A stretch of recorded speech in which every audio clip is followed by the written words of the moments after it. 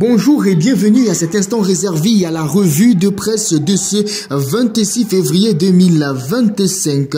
À la une du journal Libération, rapport de la CENTIF sur de présumés flux financiers de 125 milliards de francs CFA. Ce que dit le réquisitoire du parquet financier. Le parquet financier a visé 10 personnes et X dans son réquisitoire introductif, à l'exception de Bokar Mamadou Daf, ancien directeur général de la CEMU, dont le placement sous contrôle judiciaire a été demandé. Il a requis le mandat de dépôt contre tout le monde. Amadou Sall, fils de l'ancien président Ndeye Zeynabou Ndiaye, la procuration et l'histoire du virement de 10 milliards dans le compte ouvert par Woodrose Investment Ltd et la NCA qu'il a installé dans la procédure. Cette information est à retrouver en page 3 du journal Libération. Et toujours dans le même journal, fermeture des médias jugés non conformes. La DST et la DSC activées. Ce que dit la lettre adressée par le ministre Alioune Sall à son homologue de l'Intérieur. Et puis,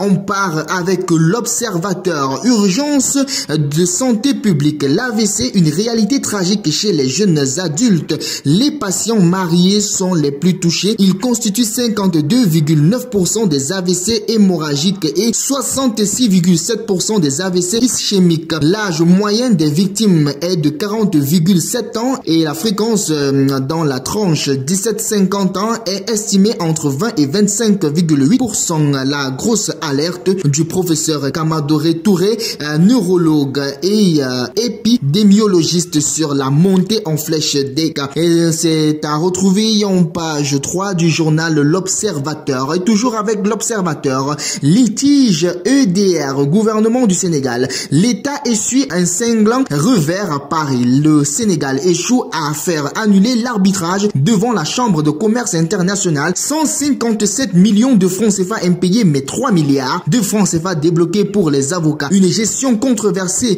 la coûteuse bataille juridique et les grosses failles du secteur de l'électricité et des finances publiques. C'est à retrouver en page 2 du journal L'Observateur. Et toujours avec L'Observateur en pied de une. Drame de Gola. La terrible histoire du lutteur Moussa Sène, sauvagement tué à la machette, retrouvé sans vie après une nuit d'horreur. Dénégation, contradiction et témoignages accablants. C'est à retrouver en page 6 du journal L'Observateur. Et toujours avec la revue de presse Vox Populi qui titre comment le gouvernement compte résorber le gap de 500 000 logements. Bala Moussa Fofana annonce 12 projets de 18 000 hectares identifiés, dont 4 000 sécurisés et 20 promoteurs sélectionnés. C'est à retrouver en page 4 du journal Vox Populi. En oreille de une, la réplique de Macky Sall à Donald Trump.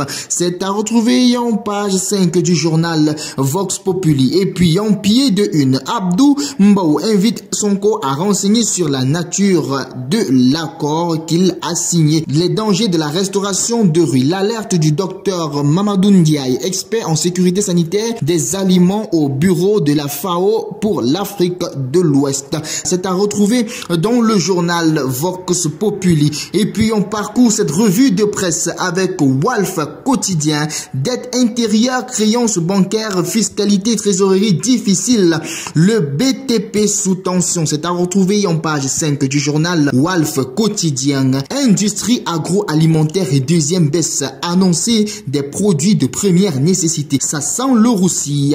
C'est à retrouver en page 5 du journal Walf Quotidien. En pied de une, critique du régime. Pourquoi Thierno Alassane Sall fait mal? Suspension de l'USAID. Macky minimise la mesure de Trump.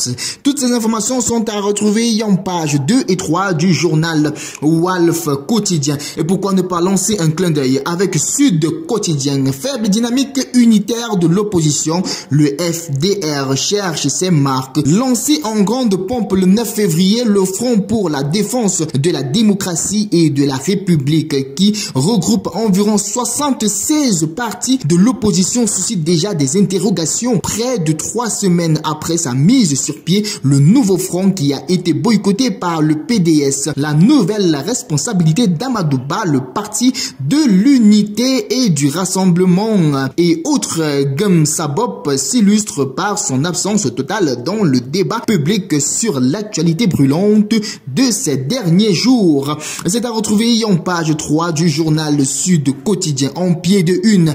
Alioune Tine, président de Africa Jom Center, créer les conditions de l'émergence de la CEDEAO des peuples. Et toujours dans l'actualité de ce journal, Christy Coventry, candidate à la présidence du CEO, une association de faire tomber les barrières. Et puis on part avec le journal Le Quotidien, l'intrigant silence du PDS. Le parti de Wade ne s'est plus prononcé depuis des mois sur les événements de l'actualité. C'est à retrouver en page 5 du journal Le Quotidien. Et toujours avec Le Quotidien, dette due aux entreprises. Les BTP interpellent l'État. C'est à retrouver en page 11 du journal Le Quotidien. Et pour continuer avec la revue de presse, enquête, candidature internationale, la Banque africaine de développement, la FIFA, le Sénégal joue gros avec Hott et Senghor.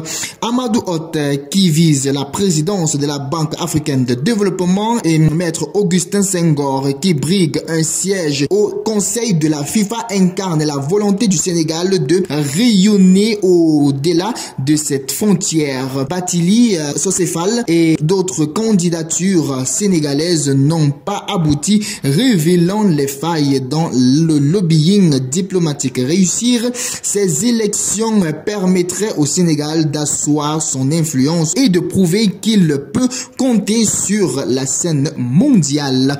Et puis avec le même journal, enquête en oreille de une, allègement de la dette. Macky et d'autres anciens présidents s'engagent. Des organisations réclament des poursuites. Un Fiat excisé à Goudom. Suspension, lotissement, hangar pèlerin. Les acquéreurs en règle montent au créneau. Toutes ces informations sont à retrouver en page 2 et 3 du journal Enquête. Et pour terminer cette revue de presse, on part avec le journal Li Quotidien. Li Quotidien, endettement de l'Afrique, le coup de pouce de Macky Sall. Macky Sall a rencontré ce mardi le président du G20. Ensemble, nous plaidons pour un allègement global de la dette africaine. Dixit à l'ancien chef de l'État sénégalais. C'est à retrouver dans le journal Li Quotidien. Et toujours avec Li Quotidien, 1250 génisses gestantes réceptionnées à Dakar. C'est à retrouver dans la une du journal Li Quotidien. Et toujours avec Li Quotidien en oreille de une, diffusion de contenu pendant le Ramadan. Le CNRA appelle les médias